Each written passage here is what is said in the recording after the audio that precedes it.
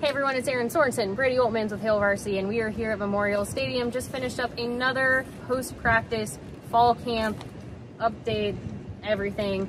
We heard from Marcus Satterfield, Barthel, and a slew of players. Yeah. So Brady, I'm not even gonna ask how you are. We're just gonna run into this because it's starting to kind of slowly, there's a little mist. Yeah. It's a little misty. Yeah. So with that said, let's just talk about what you heard. I stood over and listened to Satterfield, but let's start with Barthel first.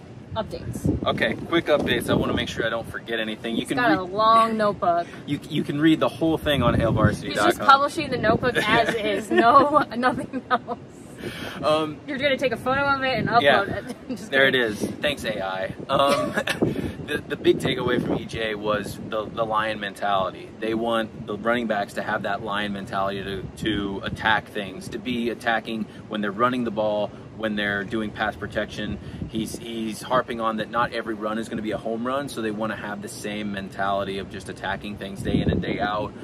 They want to play multiple guys, so they're going to try to keep everybody ready. We heard from Ramir Johnson again today, who said that he's kind of bulked up and he feels a lot more comfortable going between the tackles maybe than he did previously. Said his first year he felt good at it, and then for whatever reason just didn't feel that same comfort last year. He feels back to it today. Can I just point out really quick, so you talked about Ramir and feeling more comfortable. Gabe Ervin talked quite a bit about Ramir as well. He talked a little bit of just his, basically their whole thing is they all have to put their money where their mouth is and actually do what they're saying they're going to.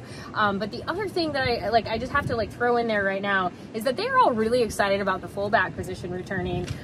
Gabe was thrilled to share his thoughts on that, and I really encourage you to check out Gabe Ervin's thoughts on just the fullback. I imagine a lot of you are excited about the fullback position too, but it's fun to hear them talk about just having that extra blocker, having that extra just component to the run game. They're really excited about that return. Yeah, and speaking on Gabe, Ramir even said that Gabe is the most vocal leader in the running backs room. It's just sinking back and forth. Yeah, It's good. So good.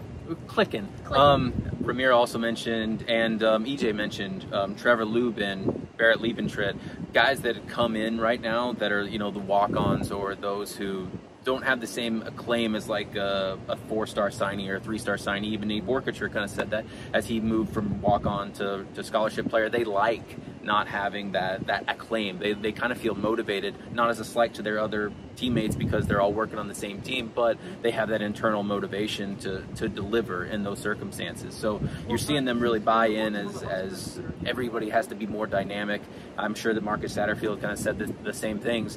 They want versatility within the offense, and they need dynamic playmakers in order to make it happen. Yeah, I will say the one thing that I really gathered from both Gabe Ervin and then Marcus Satterfield when I was listening to them, and I know Nate Borkacher over to the side was kind of saying the same thing. They are all really toeing the company line right now, if you will. It's the 1% better. It's the questions. Some of the questions for Satterfield, he's like, that's a question for Matt Rule. They are very in tune to their jobs and what they should be saying and how they should be handling it. And so I found that really interesting because that was Satterfield's big thing, where he was we're just trying to get better every single day.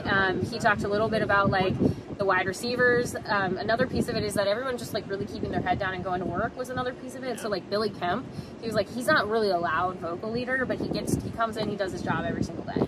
That was the big thing. So they're all really kind of, in my opinion, saying the same thing across the board. So they're clearly communicating with one another. Yeah, well, and I think we heard from Billy Kemp earlier in the week that he is a lead by example kind of guy. He's not going to be the rah-rah step in with the megaphone kind of leader. He's going to be the one that puts his foot in the dirt, does it, and then says follow that kind of guy. Yeah, and if you hear anyone behind us, it's Matt Foster with KETV, so you can check that out. If you, I was going to say you can move it, you can probably see him. Anyway, cross promo. With that said, not spawned, sponsored, spawned.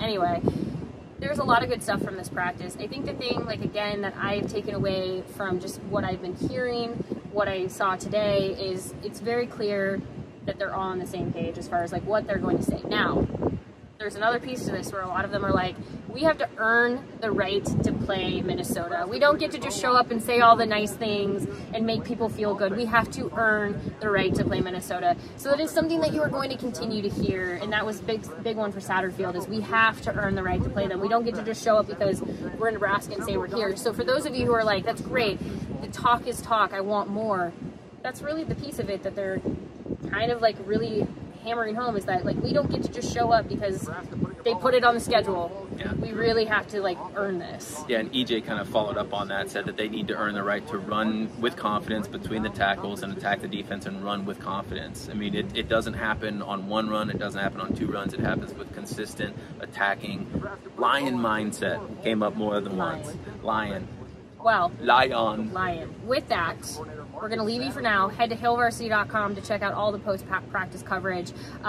Also, keep an eye on, like, I was going to make a comment that it is gray today because there's, like, just a...